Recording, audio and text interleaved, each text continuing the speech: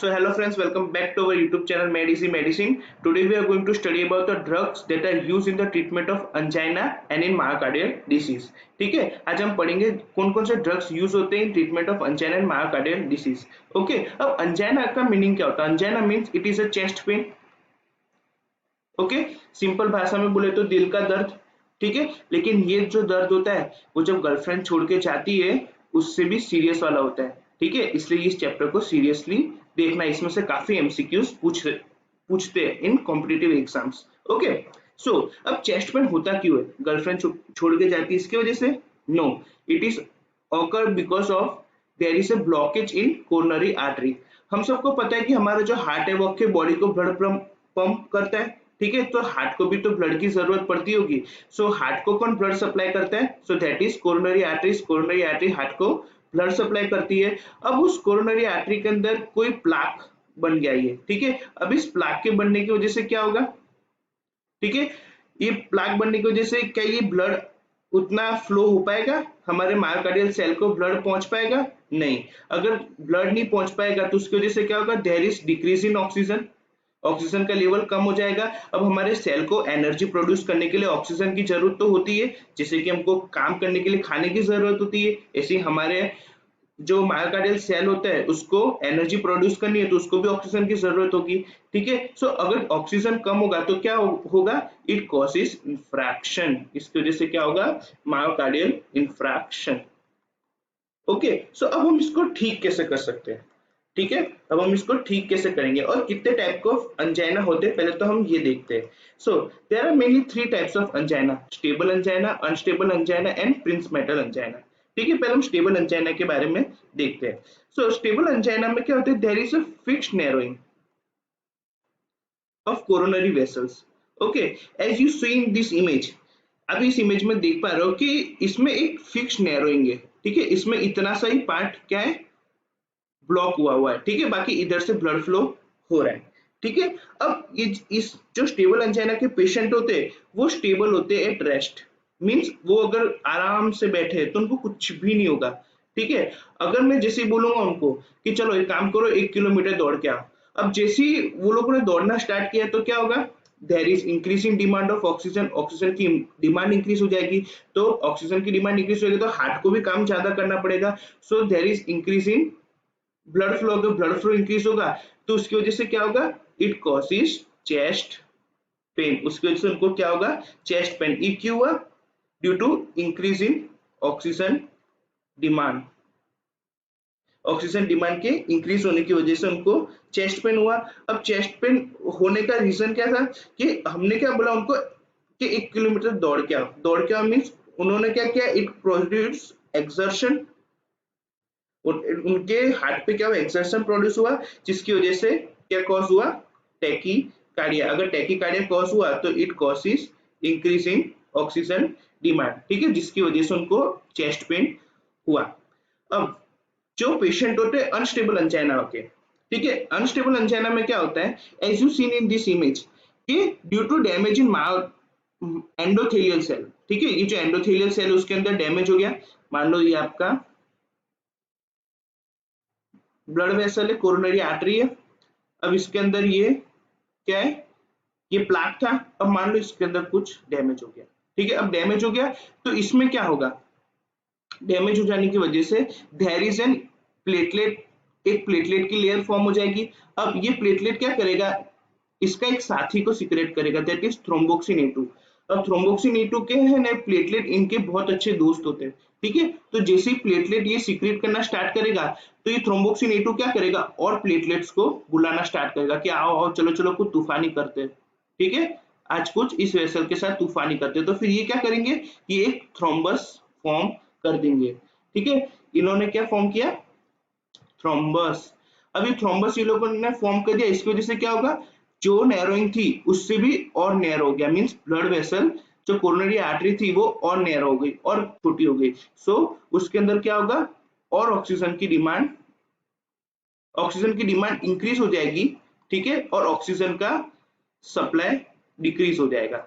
ठीक है, क्योंकि ब्लड ही नहीं पहुंच पाएगा मायोकार्डियल सेल में. सो जो अनस्टेबल अंजाइना के जो पेशेंट्स होते हैं, ओके, अब अनस्टेबल अंजाइना के जो पेशेंट होंगे उनमें क्या होगा, थ्रोम्बस फॉर्म हो गया जिससे मैंने आपको बताया। अब थ्रोम्बस फॉर्म होने की वजह से ऐसे जो पेशेंट जो रेस्ट पे होंगे ना, आराम से बैठे होंगे ना, उनको भी पेन होगा। ठीक है, उनको भी at rest they causes pain and further they causes myocardial infarction. ठीक है, जिसको हम सादी भाषा में हार्ट अटैक भी बोलते हैं। ठीक है, अब now we see the third part that is Prinzmetal angina. अब प्रिंस मेंटल अंजाइना का दूसरा नाम क्या होता है, वेसोस्पास्टिक अंजाइना, और इसको हम बोलते हैं वेरिएंट अंजाइना। ओके, इसको हम क्या बोलते हैं, तीसरा variant angina.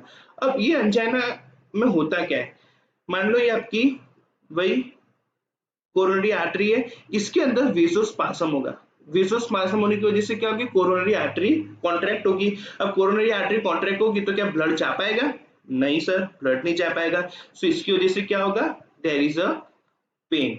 Okay, why it occur due to vasoconstriction of coronary artery. Okay, और हाँ, मैं एक चीज बताना रह गया कि स्टेबल अंजाइना को हम दूसरा बोलते, उसका दूसरा नाम होता है क्लासिकल अंजाइना, और इसका तीसरा नाम होता है एक्सर्शनल अंजाइना। उसका तीसरा नाम होता है एक्सर्शनल अंजाइना, और अनस्टेबल अंजाइना के भी इसका एक ही नाम है। ठीक है, तो इसमें ज्यादा एफर्ट नहीं डालेंगे।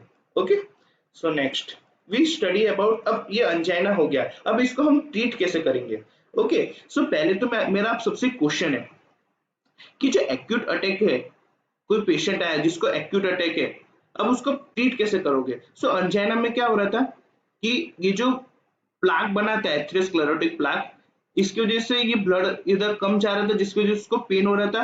अगर मैं इस कोरोनरी आर्टरी को डायलेट कर दूं, ठीक है, अगर मैं इस कोरोनरी आर्टरी को डायलेट कर दूं तो उसकी वजह से ब्लड का फ्लो ज्यादा हो जाएगा। ठीक है, तो अगर ब्लड का फ्लो ज्यादा हो जाएगा तो उसका पेन रिड्यूस हो जाएगा। So for the acute attack of angina, acute attack, acute attack के लिए ड्रग ऑफ चॉइस क्या होगा, so drug of choice is sublingual nitrate. हम क्या करेंगे, पेशेंट के जीभ के नीचे सबलिंगुअल नाइट्रेट रखेंगे, नाइट्रेट की टेबलेट आती है that is glyceryl try nitrate, उसकी टेबलेट रख देंगे, जिसकी वजह से ये टेबलेट क्या करेगी, ये नाइट्रेट क्या करेगा, ये कोरोनरी आर्टरी को डायलेट करेगा, जिसकी वजह से ब्लड फ्लो मायोकार्डियल सेल में इंप्रूव हो जाएगा और इंक्रीज हो जाएगा, जिसकी वजह से चेस्ट पेन रिड्यूस हो जाएगा। ओके, ये थी एक्यूट अटैक की बात। अब कोई पेशेंट है जिसको क्रोनिक अंजाइना है, ओके, तो हम उसको हम ट्रीट कैसे करेंगे। सो इसमें फर्स्ट लाइन ड्रग हम देंगे and second we give second line drugs. ठीक है, इसको हम एड ऑन ड्रग्स भी बोलते हैं। एड ऑन मींस जो फर्स्ट लाइन के साथ हम ऐड कर सकते हैं। ओके, फर्स्ट लाइन ड्रग में हम देंगे nitrates, then beta blockers, then third is calcium channel blockers,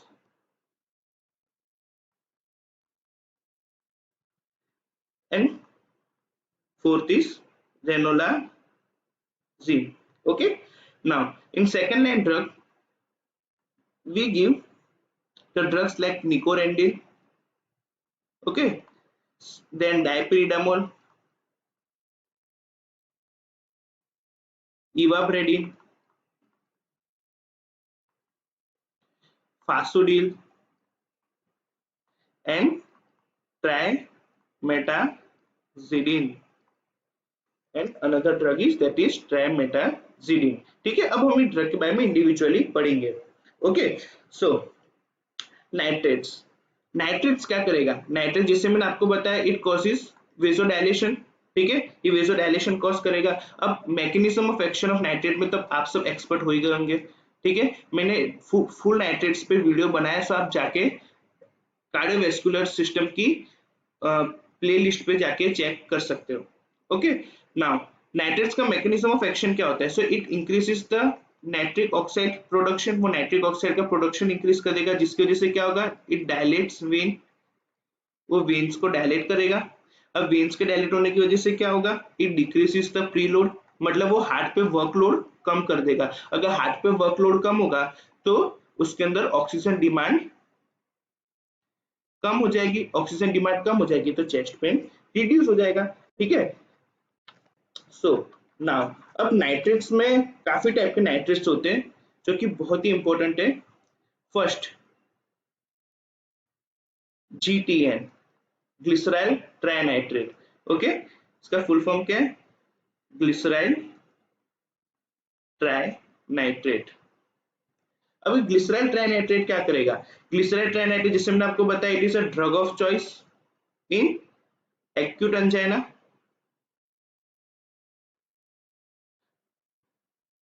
और वी कैन से सब एक्यूट एंजाइना। ये कौन से रूट से देते हैं इसको हम सबलिंगुअल रूट से देते हैं, जीभ के नीचे। नाउ सेकंड, इसके अंदर ड्रग होता है that is isosorbide dinitrate, IDN, isosorbide dinitrate. अब जो आइसोसोर्बाइड डायनाइट्रेट होता है, ये क्या, इट इज अ प्रोड्रग, ये प्रोड्रग है, ठीक है। एंड इसकी हाफ लाइफ कितनी होती है?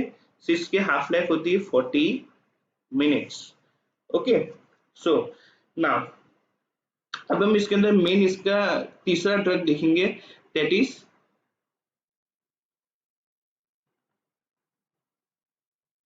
आइसोसोर्बाइड मोनोनाइट्रेट, ठीक है। आइसोसोर्बाइड मोनोनाइट्रेट, आइसोसोर्बाइड मोनोनाइट्रेट क्या है? इसका फर्स्ट पास मेटाबॉलिज्म नहीं होता, it is less first pass metabolism. Okay, अब मैं आपको एक और कॉन्सेप्ट बताता हूँ कि जो सारे नाइट्रेट्स होते हैं, ठीक है, ये जो नाइट्रेट्स होते हैं उनका हाई फर्स्ट पास मेटाबॉलिज्म होता है, ठीक है। सो जैसे वो एब्सॉर्ब होंगे लीवर में आएंगे, ऐसे वो उनका काफी पोर्शन डिग्रेड हो जाएगा, ठीक है। सो हम जो ग्लिसरॉल ट्राइनाइट्रेट है उसको हम कभी भी ओरल रूट से नहीं देते, ठीक है। एक ही नाइट्रेट है जिसको हम ओरल रूट से दे सकते हैं, दैट इज IMN, आइसोसोर्बाइड मोनोनाइट्रेट। क्यों? क्योंकि इसका फर्स्ट पास मेटाबॉलिज्म नहीं होता। इसको हम ऐसे भी याद रख सकते हैं, IMN मतलब इसका मेटाबॉलिज्म नहीं होता। IMN मींस इसका मेटाबॉलिज्म नहीं होता। Okay, so we can remember by this also. अब इसकी टी हाफ कितनी होती है? इसकी टी हाफ होती है 4 to 6 आवर्स। ओके, इसकी टी हाफ होती है 4 to 6 hours. Now we see another drug that is penta erythrityl tetra nitrate, penta erythrityl tetra nitrate. Okay, जैसे आप देख सकते हो इसका नाम बड़ा है, ठीक है। So it is the most longest acting nitrate, is the longest acting nitrate, ठीक है। जिसका नाम भी बड़ा उसका काम भी बड़ा। ओके, जिसका नाम बड़ा उसका काम भी बड़ा। सो हम याद कर सकते हैं ऐसे कि कोई पूछे कि which is the most longest acting nitrate, तो that is penta erythrityl tetra nitrate. Okay, and fifth one is amyl nitrate. अब अमाइल नाइट्रेट क्या है? इसका नाम भी छोटा है तो इसका एक्शन भी छोटा होगा। So it is the shortest acting nitrate. इसका बहुत ही शॉर्ट एक्टिंग होता है, और लेकिन छोटा है, लेकिन इसका छोटा पैकेट बड़ा धमाका जैसा काम है, ठीक है। It is also use in cyanide poisoning, ये साइनाइड पॉइजनिंग में यूज होता है। ओके, नाउ ये था हमारे इंफॉर्मेशन अबाउट नाइट्रेट। ओके, अब हम नाइट्रेट के यूज याद करने हो तो हम कैसे करेंगे? सो बचपन में सभी लोगों ने ABCD पढ़ी है। ओके, ABCD तो बस हमको ABCD से इसके यूज याद रखने, ABCDEF। Okay, A for angina, B for biliary colic, C for cyanide poisoning, D for दिल का दौरा means myocardial infarction, E for esophageal spasm, and F for in failure means in congestive heart failure। Okay, हम ABCD से इसका mnemonic इसका use याद कर सकते हैं। अब इसके साइड इफेक्ट्स क्या होते हैं? इसके साइड इफेक्ट्स जैसे हमने उस वीडियो में देखे थे, इसके मेन साइड इफेक्ट्स क्या होते हैं? It is a head, it causes headache, ठीक है, जो कि मोस्ट कॉमन साइड इफेक्ट है इसका, ठीक है। It causes flushing, oedema, okay, reflex tachycardia, hypotension etcetera. Okay, इसके ये मेन साइड इफेक्ट्स होते हैं, इसको मैंने डिटेल में वेसोडायलेटर वाले पार्ट में डिस्कस किया है, सो आप वो जाके भी देख सकते हो ना। जो हम सेकंड ड्रग इसके अंदर यूज करेंगे दैट इज बीटा ब्लॉकर्स। अब बीटा ब्लॉकर्स में हम कौन सी यूज करेंगे? So we use yes selective beta 1 blockers. ऐसे बीटा ब्लॉकर यूज करेंगे जो सिलेक्टिव है, जो सिलेक्टिव बीटा 1 को एंटागोनिस्ट करेगा। ऐसे ड्रग्स होते हैं लाइक एटिनोलोल, मेट्रोप्रोलोल, ओके, ये सारे ड्रग्स हम यूज करेंगे। अभी बीटा ब्लॉकर क्या करेगा? बीटा ब्लॉकर ऐसे नोड पे जाके उसकी एक्टिविटी को डिक्रीज करेगा, जिसकी वजह से हार्ट रेट कम हो जाएगा। अब हार्ट रेट कम हो जाएगा तो ऑक्सीजन की डिमांड भी कम हो जाएगी, और ऑक्सीजन की डिमांड कम हो जाएगी तो हार्ट को ज्यादा ऑक्सीजन चाहिएगा नहीं। अब हार्ट को ज्यादा ऑक्सीजन चाहिएगा नहीं तो वो अंजाइना कॉज नहीं करेगा, ठीक है। And it is also a drug of choice in chronic stable angina. It is also a drug of choice in chronic stable angina. ठीक है। अब बीटा ब्लॉकर के बारे में एक स्पेशल पॉइंट मैं आपको बता रहा हूँ, दैट इज कि जो बीटा ब्लॉकर्स होते हैं, ये जो बीटा ब्लॉकर्स होते हैं जो नॉन सिलेक्टिव होते हैं, non selective means propranolol type, okay. अभी जो नॉन सिलेक्टिव बीटा ब्लॉकर होते हैं उसको हम कभी भी वेसोस्पास्टिक अंजाइना में नहीं देते, अंजाइना में नहीं देते। क्यों? मान लो जैसे मैं आपको इस विथ मैकेनिज्म बताता हूँ, ये एक आपकी कोरोनरी आर्टरी है, अब इसमें वेसोस्पाज्म हो रहा है, ओके। अब जो आर्टरीज होती है उसके अंदर बीटा 2 रिसेप्टर प्रेजेंट होते हैं, ओके। बीटा 2 रिसेप्टर क्या करेगा? It causes vasodilation, okay. Beta 2 बहुत अच्छा रिसेप्टर होता है, वो वेसोडायलेशन करके रखता है, ठीक है। अगर हमने ऐसा बीटा ब्लॉकर दे दिया जो नॉन सिलेक्टिव है, ठीक है, अब बेचारी दवाई को तो कुछ पता चलता नहीं कि उसको क्या करना चाहिए क्या नहीं करना चाहिए, ठीक है। सो हमने नॉन सिलेक्टिव बीटा ब्लॉकर्स दे दिया, उसने क्या किया? बीटा 1 एंड बीटा 2 दोनों को ब्लॉक कर दिया। अब बीटा 2 को उसने ब्लॉक कर दिया तो उसकी वजह से क्या होगा? It causes, due to blockage it causes vasoconstriction, so वो तो angina को और precipitate करेगा। That's why non-selective beta blockers are not given in vasospastic angina, okay। so ये important point था, इसको जरूर याद रखना। Now our third drug is that is calcium channel blockers। अब calcium channel blockers में कौन से हम calcium channel blockers दे सकते हैं? तो इसमें हम दोनों दे सकते हैं, डायहाइड्रोपिरिडिन्स like amlodipine, nifedipine नहीं, amlodipine, एक्सेट्रा, ओके। ये डायहाइड्रोपिरिडिन्स क्या करेगा? निफेडिपिन क्यों नहीं दे सकते? क्योंकि निफेडिपिन कॉजेस रिफ्लेक्स टैकीकार्डिया। अगर रिफ्लेक्स टैकीकार्डिया करेगा तो वापस ऑक्सीजन की डिमांड इंक्रीज होगी, ऑक्सीजन की डिमांड वापस इंक्रीज होगी तो वो अंजाइना को प्रेसिपिटेट करेगा, इसकी वजह से निफेडिपिन नहीं देते। डायहाइड्रोपिरिडिन में सबसे बेस्ट ड्रग होती है, मैंने आपको कैल्शियम चैनल ब्लॉकर में भी डिस्कस किया, दैट इज एम्लोडिपिन, ठीक है।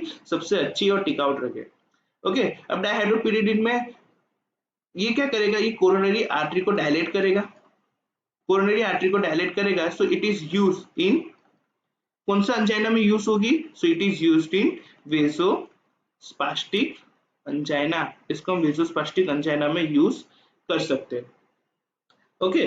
so now अब another calcium channel blockers like verapamil and diltiazem। verapamil और diltiazem ये क्या करेगी? ये decreases the preload and afterload। ये प्रीलोड और आफ्टरलोड को डिक्रीज करके क्या करेगी? हार्ट रेट को डिक्रीज करेगी। हार्ट रेट के डिक्रीज होने की वजह से ऑक्सीजन की डिमांड डिक्रीज होगी, ऑक्सीजन की डिमांड डिक्रीज होगी तो अंजाइना भी कम हो जाएगा, ठीक है। And also calcium channel blockers are only drug which can decrease the mortality in variant angina. So इस पॉइंट को भी याद रखना कि calcium channel blockers are only drug which can decrease the mortality in variant angina, okay. अब ranolazine, ये हमारी नई ड्रग है, इसको हम देखते हैं। सो रेनोलाजिन का क्या मैकेनिज्म ऑफ एक्शन है? तो ये सोडियम चैनल को ब्लॉक करेगी, ठीक है, और ये फैटी एसिड ऑक्सीडेशन, ठीक है, उसको भी इनहिबिट करेगी। वो कैसे करेगी वो मैं आगे की वीडियो में डिस्कस करूंगा फैटी एसिड ऑक्सीडेशन इनहिबिटर्स में, ओके। अभी सोडियम चैनल को ब्लॉक करेगी, सोडियम चैनल के ब्लॉक होने की वजह से क्या होगा? There is decrease in oxygen demand. Sodium अगर चैनल ब्लॉक हो जाएगी तो हार्ट रेट कम हो जाएगा, उससे ऑक्सीजन की डिमांड कम हो जाएगी, ठीक है। So it by decreasing oxygen demand it treat angina, वो अंजाइना को ट्रीट करेगा। ठीक है, पहले ये फर्स्ट लाइन ड्रग नहीं थी, but now this drug is first line drug in treatment of chronic angina. ये ड्रग हम किस में देंगे? ऐसे पेशेंट के अंदर जिसमें बीटा ब्लॉकर्स आर कॉन्ट्राइंडिकेटेड। ऐसे पेशेंट, अगर कोई दूसरी डिसीज की वजह से अगर बीटा ब्लॉकर कॉन्ट्राइंडिकेटेड होता है कोई पेशेंट के अंदर, then we give ranolazine. Okay, so ये पॉइंट को भी याद रखना। ओके, अब इसका साइड इफेक्ट क्या है? ये पोटेशियम चैनल को ब्लॉक करेगी। Okay, it block potassium channel. अगर पोटेशियम चैनल को ब्लॉक करेगी तो क्या होगा? It increases the QT interval, वो क्यूटी इंटरवल को इंक्रीज करेगी, और हम सबको पता है कि क्यूटी इंटरवल होगा, so it causes the arrhythmia, that is TDP, torsades de pointes. Okay, लेकिन इसके बारे में हमने खराब चीज बोली, अब एक चीज और अच्छी बताता हूँ।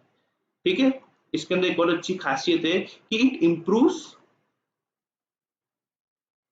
HbA1c level. ये HbA1c लेवल को इंप्रूव करती है, mean glycated haemoglobin. HbA1c is glycated haemoglobin.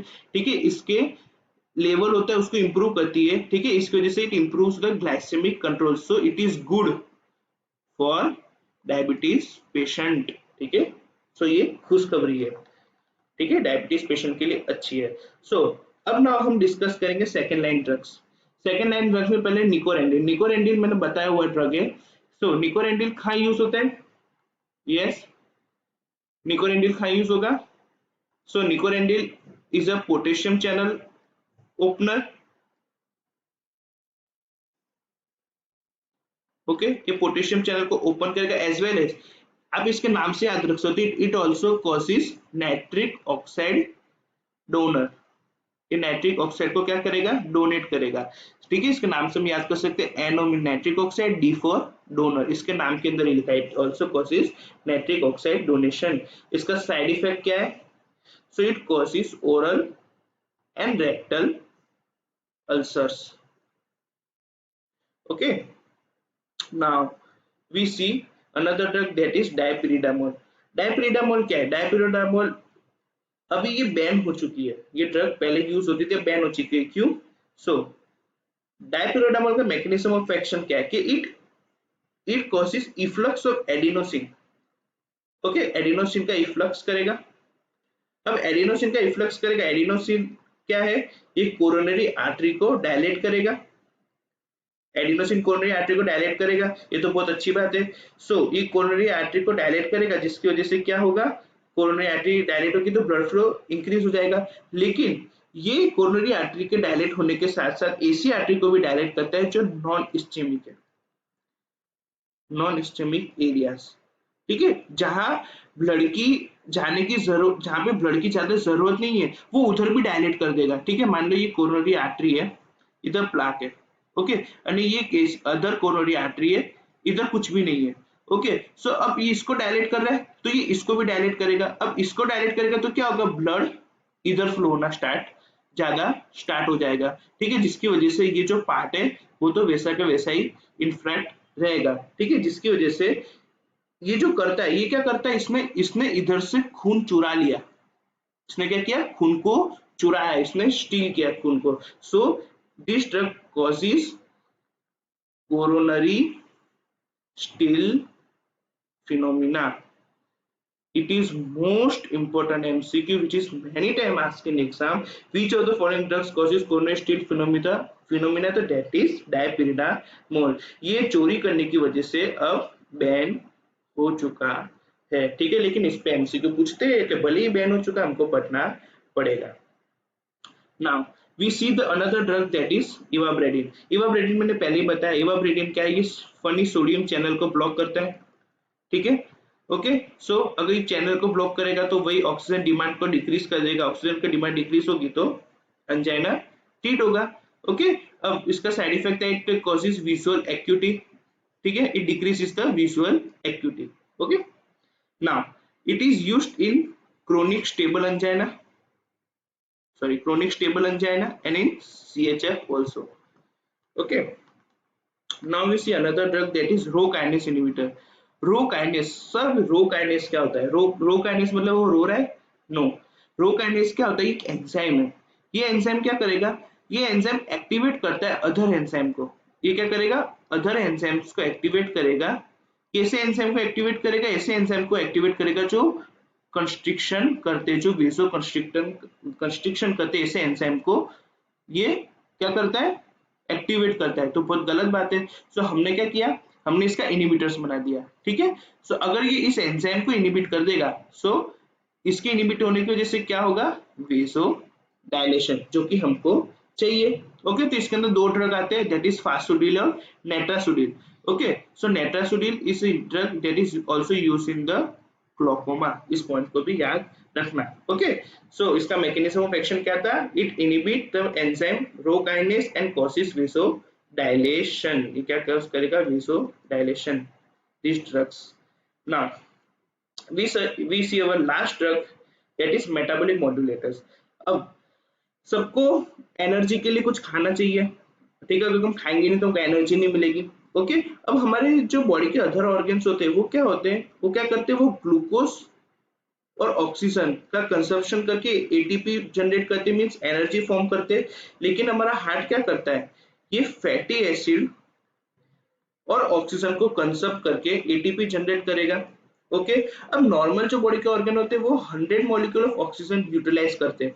अब जो हार्ट होता है वो क्या करेगा, 200 मॉलिक्यूल्स ऑफ ऑक्सीजन को कंजर्व करेगा, ठीक है। अब अगर ऑक्सीजन के मॉलिक्यूल ज्यादा कंजर्व करेगा, ठीक है, तो अंजाइना को प्रेसिपिटेट करेगा, क्योंकि हमको तो हार्ट को क्या करना है, उसके ऑक्सीजन की, उसको ऐसा करना है कि ताकि उसके ऑक्सीजन की डिमांड है वो फुलफिल हो जाए, ठीक है। सो हम क्या करेंगे, हम फैटी एसिड है उसके जो ऑक्सीडेशन होगा उसको इनिबिट कर देंगे। अगर हम इसको इनिबिट कर देंगे तो क्या होगा, हार्ट ग्लूकोज से एटीपी का जनरेशन करेगा, ठीक है। हार्ट क्या करेगा, ग्लूकोज से एटीपी का जनरेशन करेगा, जिसकी वजह से ये जो 200 मॉलिक्यूल ऑफ ऑक्सीजन जो एक्स्ट्रा वो यूटिलाइज करता था, इसके बदले वो खाली 100 मॉलिक्यूल्स ऑफ ऑक्सीजन को यूटिलाइज करेगा, और जो अंजाइना था उसमें ट्रीट होगा, मीन्स उसको अच्छा लगेगा हार्ट को।